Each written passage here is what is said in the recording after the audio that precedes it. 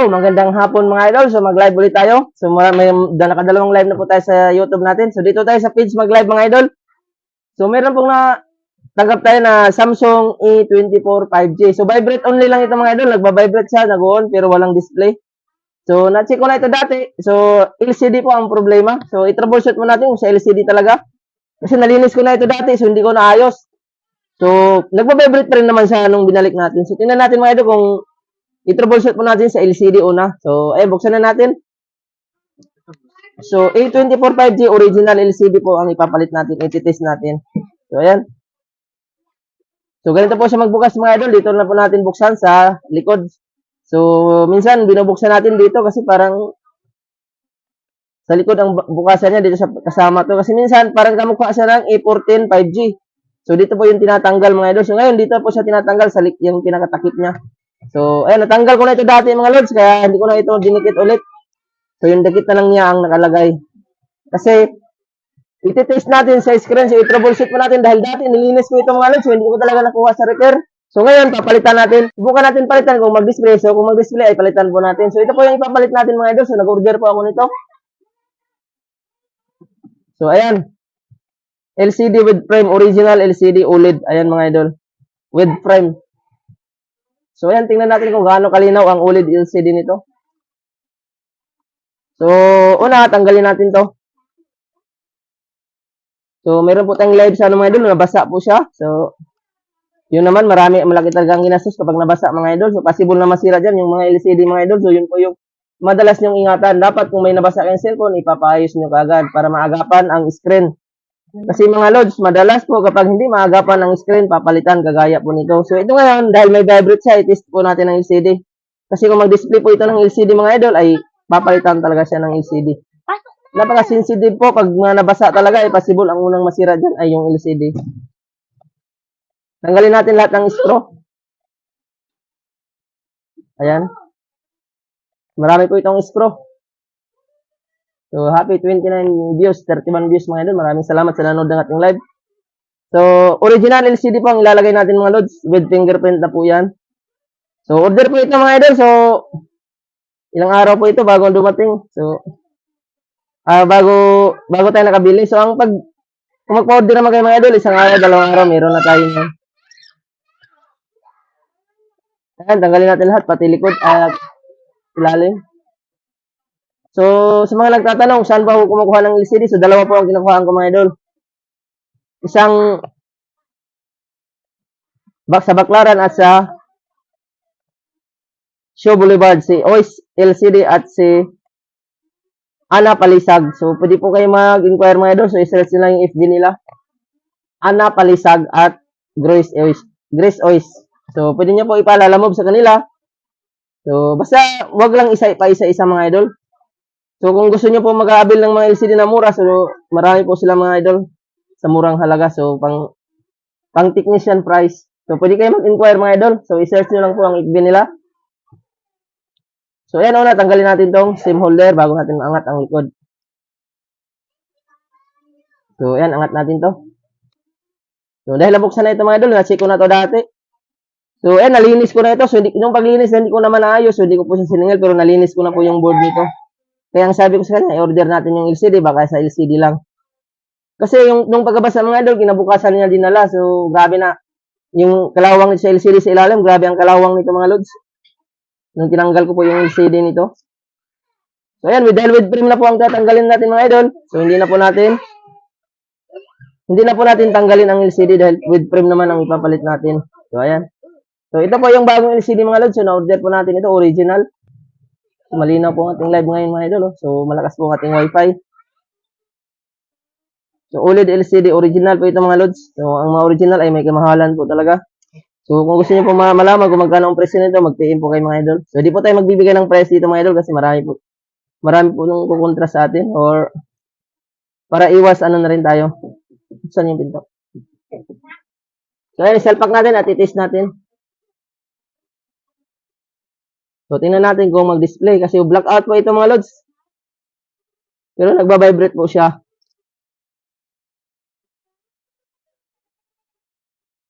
Yung hindi mapasok. Right, dito pala. Kaya pala hindi mapasok. So, ayan. So, yung connection ng LCD. So, ayan, mukhang ano siya mga idol. So, mahirap siya ipasok. Parehas kaya ng LCD? Oo, parehas lang.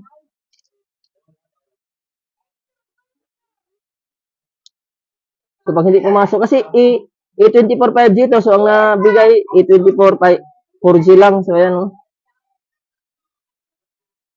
So, baka parehas o magkaiba. Ay, parehas lang. Halos, ayan, pumasok na pala siya. So, tingnan natin kung mag-display. So, ang A24 5G or A24 ay parehas lang po ng LCD kasi ang binigay sa atin mga idol, A24 4G. So, tingnan natin kung mag-on. So, hindi po natin pala ma-charge to. So, nasa ilalim pala ng. So, ayan, natanggal siya. So, nandun din sa fingerprint ang on-off mga idol. So, tingnan natin kung mag-on. So, hindi ko alam kung may laman ito kasi 5 days na ito. Simula nung nirinis ko, na meron namang vibrate ito dati. So, tingnan natin kung mag-on. So, di natin ikabit ang charging flex or charging board. Subukan natin i-on mga idol. So, ibang klase ito kasi nasa housing din po ang power niya. So, dito nakadikit mga idol. So, medyo mahirapan tayo mag-try nito. So, ayan, ang gagawin natin mga idol, ilipat muna natin yung charging board para hindi tayo mahirapan. Kasi nakadikit sa charging board ang mahirapan tayo. So, mas maganda, ilapat na lang natin diretso.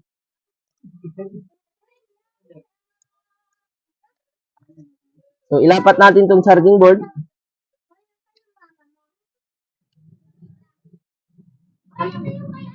At, ayan.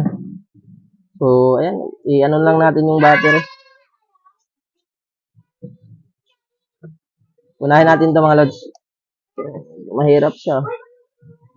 Naka-frame kasi tayo mga lods, so hindi natin mayupi-yupi. So, yung battery niya, kailangan din ilipat sana. So, ang gagawin natin muna, i-testing muna natin. Baka lubat din ito. Ayan, ganito po mag-test mga lods. So, tingnan natin kung may display. Subukan natin i-charge.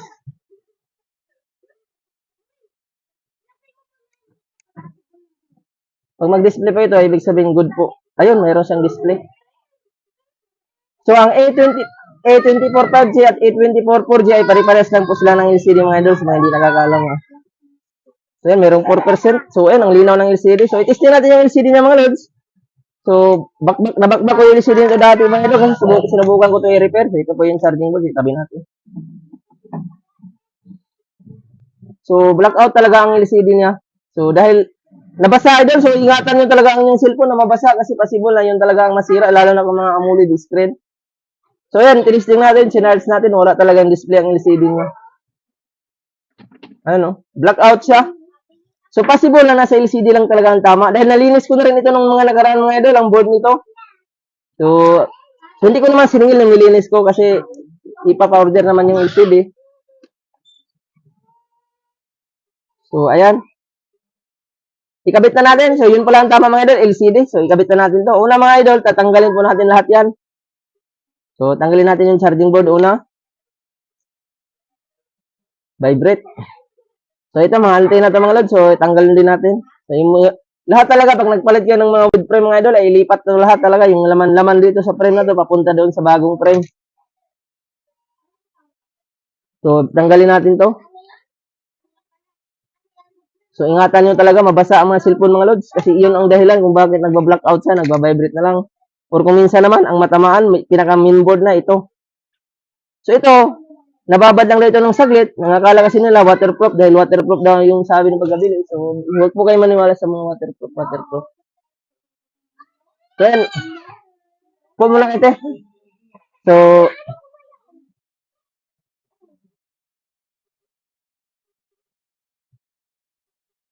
inantay po ito mga idol. So, taga-lugar ko lang po ang may-ari nito. So, pina-order lang po niya. So, wala siyang budget nung una. So, nung tinext niya ako na orderan. So, in-orderan ko kagad. So, ayan, vibrate pa ito mga idol sa mga hindi nakakalam. Ingatan nyo rin po yan na hindi maputol to kasi nandiyan po yung connection ng positive at negative niyan. So, ayan, ito sunod. Ang earpiece po ang tanggalin natin. Ayan. So, yan po yung earpiece.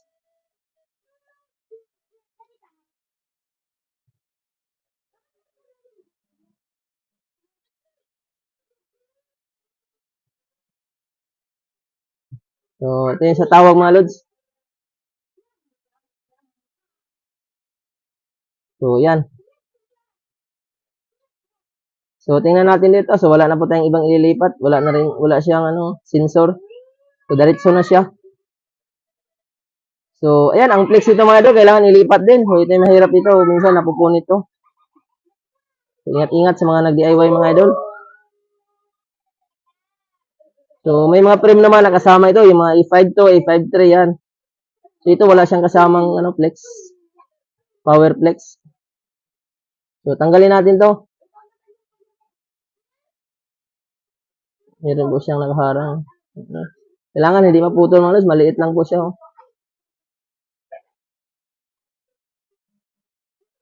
Connected po ito sa power at volume mga lods. Volume lang pala siya. Kanina ka lang volume na ito. Ang power kasi nakadikit pala doon sa naka-flex siya, naka-fingerprint. Nakadikit siya doon. So, ayan ito. Ingatan nyo to kasi volume ito. Napuputol to dahil manipis lang siya. Tapos, wala na tayong ibang tanggalin, kundi battery na lang ang last.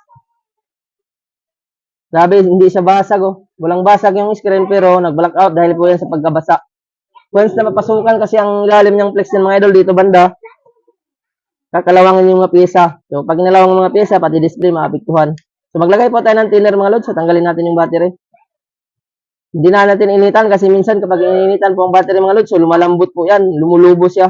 Tumataba. So, budburan lang natin ng thinner po yan mga idol. So, ito yung motherboard. So, tabi natin. Saka natin ilipat lahat dun sa kabila ito. Ayan pa. Palambutin muna natin yung dikit.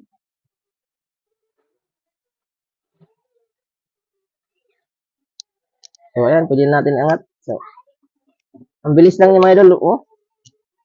Kasi kung hindi nyo palagyan ng thinner yan, initan natin yan, ay matigas po yan. Masisira yung battery. So, ayan. Ito po yung battery niya. Tsura sa ilalim. So, hindi po siya nakulubot. Ang bilis lang natin natanggal pag may thinner talaga. So, ito yung frame with frame mga idol, LCD. LCD with frame niya. So, ayan, ilipat na to natin lahat. So, ito po yung galing dito. Tinanggal natin yan. Yan na po yung kalalabasan. So, yung ipapalit natin mga idol, ayan, ilipat na natin to. Ayan, no?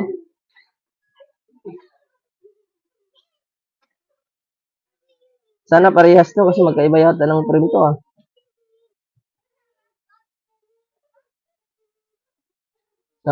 yun mga idol. So, wala na tayong ibang ililipat. So, ayan lang. So, sana mag-fit din to kasi E24 4G. First time pa lang ako naglagay nito. So, compatible siya. So, kasi may frame ito. Baka mamaya magkaiba sila. Ang LCD, compatible siya. Pero kung may frame, yun mahirap. Kasi minsan ang frame niyan, minsan maliit punti dahil iba ang version niya. May 4G, may 5G. So, ayan mga lods. So, ibalik na natin yung earpiece. So, ayan. Dito lang yan sa taas. So, saktong-sakto lang siya. Akmang-akma din.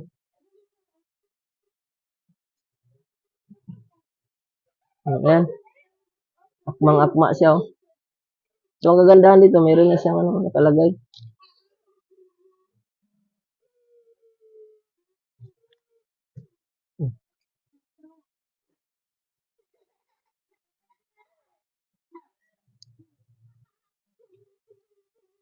So, tanggalin natin to. Thermal to mga idol. Pag umiinit siya, yan. So, ayan. Tapos, ibalik natin tong on-off. Yung volume.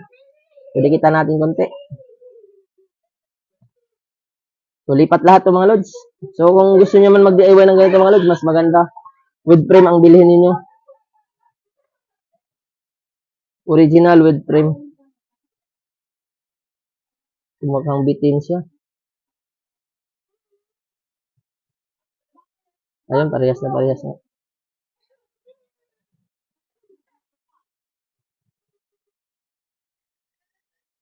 May 4G, may 5G.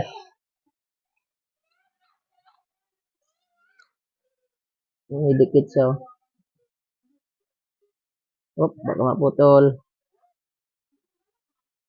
Kailangan magaan ang kamay natin, wag mabigat.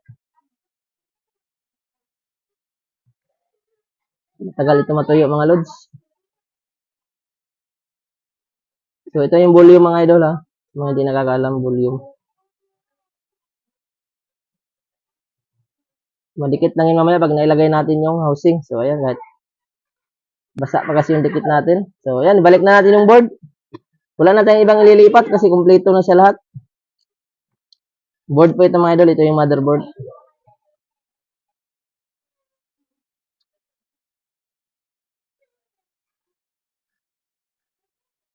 Tingnan natin kung gaano kalambot siya. So, di muna natin tinisting ka na. So, may display na nakita natin. So, tinisting na agad natin. Surbula na ito mga idol. So, ito yung vibrate. So, ibalik natin. Dikitan din natin konti. So, ang pangalan pala ng supplier ko mga idol ay yung binilang ko nito, si Ana. Ayan o, Ana. 2024. So, bagong mundi lang talaga ito. Oh. Bagong LCD siya mga lods. So, bagong dating lang siguro to kasi 2024 ang nakalagay. Bagong stock. So, ibalik natin yung charging board. So, una, ito muna. Yung mga flex-flex niya. Ay, yung tawag dito. Antena. So, ayan.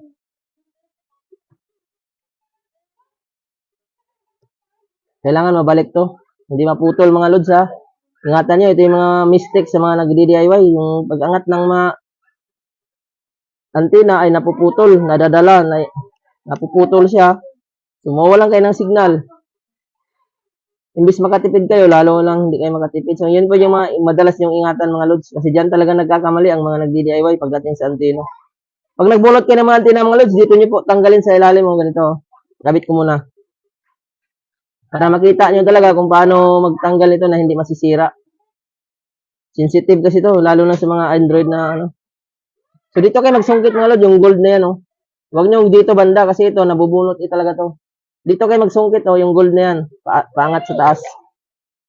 Para iwas damage. Kasi minsan, magkamali kayo dyan, ay mapuputol yung antena, maiiwan yung wire. So, yung gold nito, yung sa taas niya, yun na lang matira. So, yun yung pagkakamali. So, yan, ibalik natin to. So, may mga lock-lock po yan. So, dyan po yan siya nakakabit. So, ibalik lang din natin. Saktong-sakto yan mga idol. Akmang-akma ba? Ayan. So, ito. Dalawang antena niya. Shout out sa ating lahat mga idol. So, sobrang linaw ng video natin. Malakas ang data natin ngayon. Ay yung wifi natin. So, ayan sa mga nagtatanong, yung gamit ko palang cellphone mga idol ay iPhone 11 Pro. Malinaw talaga ang camera ng mga iPhone mga idol. Good for vlogging. So, kailangan mag-vlog malinaw para maraming makikita ang ano ba. Kitang-kita talaga kung paano ginagawa. Dahil kung malabo mga idol, hindi natin makikita yung mga ginagawa. So, ayan mga idol.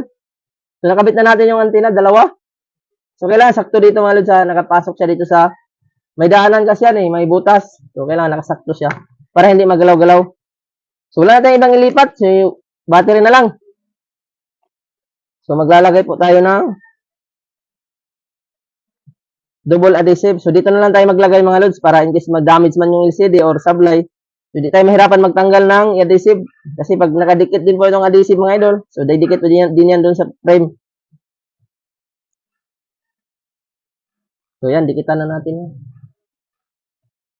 So, para iwas galaw-galaw. So, kailangan po talaga madikitan pag natanggal ang battery mga lods. Kasi madalas siya nababagsak-bagsak. Ngayon, nagagalaw ang battery. Yung flex niya, yung ito, so, dyan magsimula mapupunit kasi magsasayaw-sayaw yung battery lalo kung nalalaglag. So, doon po magsimula mapunit ang battery mo. Magkaroon ng leak. So, yan, pag napunit na, magsimula na yan magpapatay-patay o habang tumatagal ay hindi na mag-on dahil sa battery niya na putol na ang flex. Yan, madalas dito yan. Oh. Tatama siya dyan. So, yan, nadikit na natin. Tingnan natin kung matatanggal. So, yan, hindi na yan matatanggal kasi ang ginamit mo natin dikit mga idol ay double adhesive. Double-sided tape. So, ayan, wala na tayong ibang ililipat. So, ikabit na natin itong LCD. Flex, ito po yung connected mga idol. Charging flex connected sa LCD. Yung flex na yan.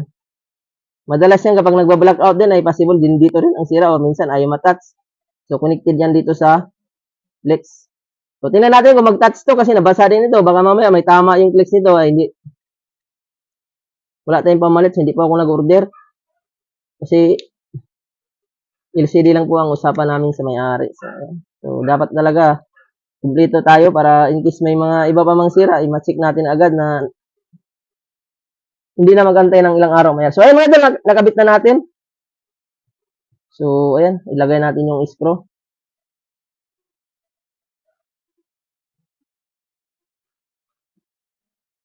Para hindi magalaw-galaw ang charging board. Ayan, nalipat na natin lahat. So, wala na. Ito yung dati niya mga idol, oh. So, kumpleto talaga siya. May ganito din doon, eh. Wala tayong ibang lilipat mga lods. So, ayan. So, tingnan na natin to. Tingnan natin ulit kung mag-touch. Or mag-charge. Black screen lang ito. So, ayan. LCD talaga ang tama. Yun talaga pag nabasa mga lods. So, maisip talaga natin na LCD ang tama. So, minsan naman, nasa connector ng flex o connector ng board. So, pero ito mga idol, nasa pinaka LCD talaga ang tama. So, ayan ay nakaibat na natin lahat mga lods. So, hindi natin maunto kung hindi nakakabit itong frame kasi nandito yung on-off sa flex. So, ikabit muna natin. So, bagong model lang ito mga idol, ang A24 5G. Hindi ko alam kung kailan ito lumabas. Hindi po ako nag-search mga lods. So, pag-search na lang. So, mahal ang LCD nito mga lods, lalo na kung bagong dating lang or bagong labas pa lang. So, tingnan natin kung gagana ang switch. Kasi minsan, kapag nababasa din, ang switch ay hindi gagana. Antayin natin mag-lock.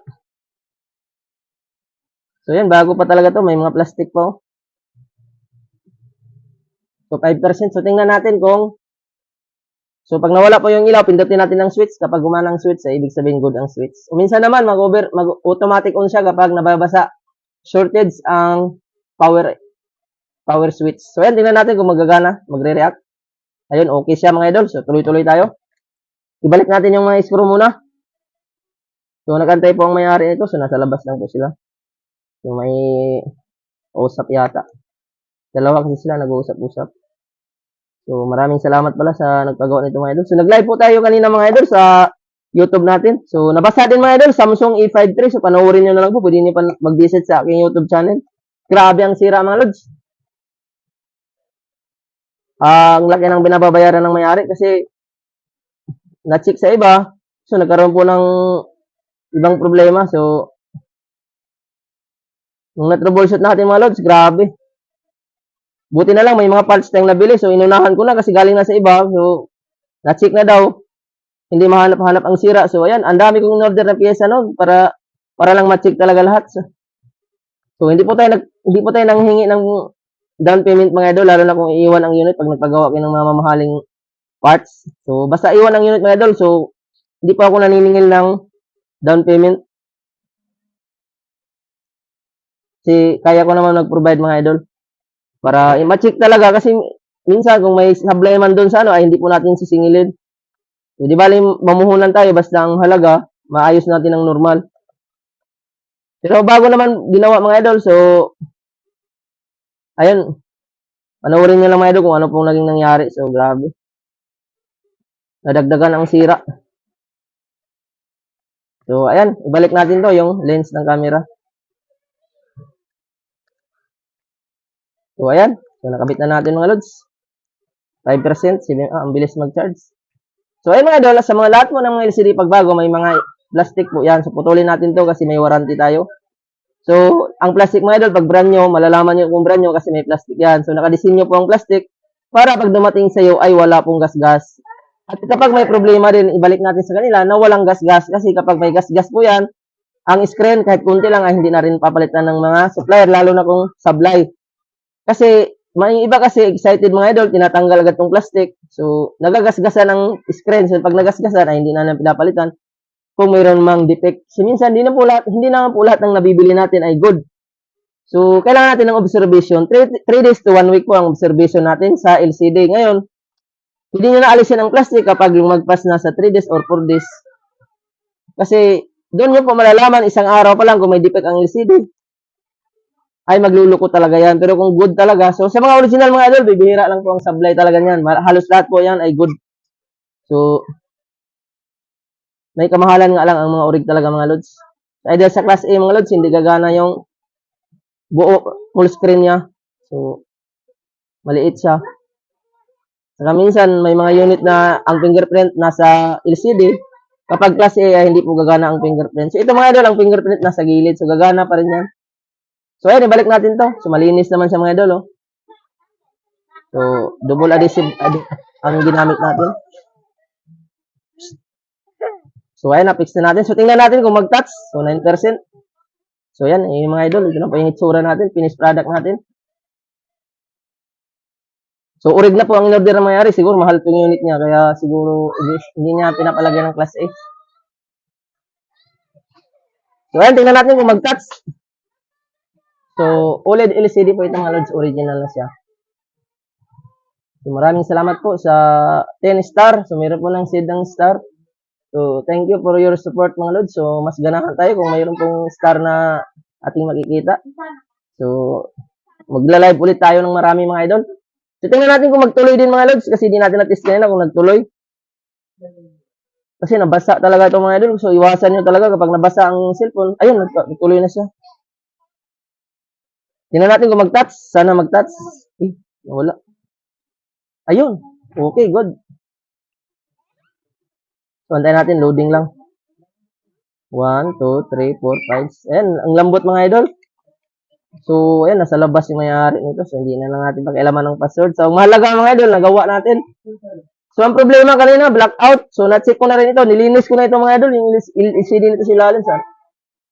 So, tinanggal ko po ito sa ilalim nito. Nung nakaraan. Hindi ko naman siya nabasag din. Kaso, hindi talaga makuha kasi grabe na po ang kalawang sa LCD niya. Sa ilalim. Ayan, nadikitan ko na to. So, ayan, ang frame nito mga idol ay mabibinta pa natin to kung may maghahanap. So, kung hindi naman to dali ng mayari, eh, kasi minsan may mga bingkong na mga tema, so kailangan natin, iligpit lang natin yan kung hindi naman dadalhin. So, ayan mga lods. So, normal charging. So, yung touchscreen, normal. 1, 2, 3, 4, 5, 6, 7. Original LCD na po ito mga idol. So, ayan, ang ganda po ng display talaga. So, tingnan natin kung nabababaan at natataasan ng ilaw. Ayan. Humihina. Lumalakas. At lumilinaw talaga siya kapag naka-pulse. Full ang ilaw. So, ayan mga idol. Maraming salamat sa inyong panonood. So, hanggang dito lang po ang ating live. Hindi na natin patatagalin. So, ayan. Nag-antay kasi ang may-ari nito mga nasa labas. So, hindi ko na lang itanong ang password kasi personal nila to. Saan na kaya niya to? Ayan, So, normal naman ang charging. So, tingnan natin yung volume. Ayun, okay din ang volume mga lods. Ayan. Kasi nilipat din natin kanina. Baka mamaya napunit na yung paglagay natin ng housing. Kasi minsan mga idol, tumabingi po yung paglagay natin or minsan yung switch niya ay nadudurog kasi tabingi ang paglagay. Minsan napuputol. Yan, normal na siya mga lods. Wala na ibang problema. So, maraming salamat sa may-ari nito. Ayun, normal din yung sensor. So, pag normal ang sensor mga lods, nawawala yan kapag tinatakpan. So, hanggang dito lang tayo. Maraming salamat sa nanood mga lods sa ating live. So, see you on my next live. So, ito po yung finished product natin. Grabe, sobrang satisfied talaga kapag original ang LCD ang ilalagay. Maraming salamat po sa inyong panonood. Sana i-like niyo po ang video at paki-share po para magkaroon po ng idea ang iba. Sa mga gustong nagtatanong kung magkano ang original LCD nito mga idol, ay mag-PM kayo sa aking page.